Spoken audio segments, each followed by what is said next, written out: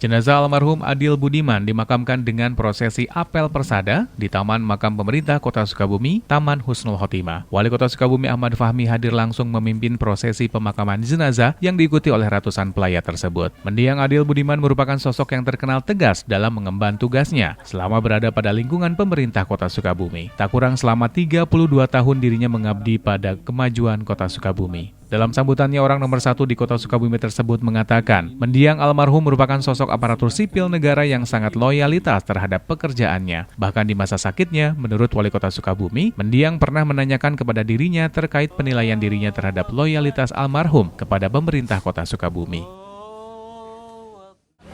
Saya berdua ngobrol. Menurut Bapak loyalitas apa?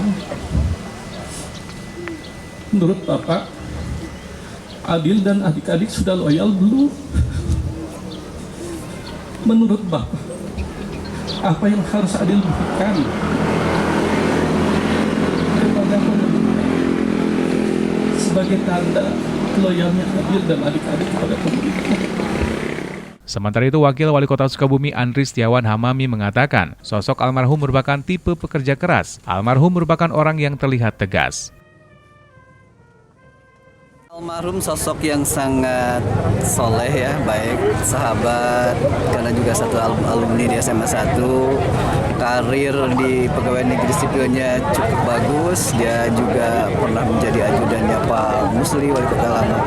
Kita berkawan dengan Pak Adil ketika bukan saya sebagai wakil wali kota, tapi cukup lama saya mengenal beliau, satu pekerja yang hebat, tadi mobile orangnya, supel, cepat menyelesaikan masalah.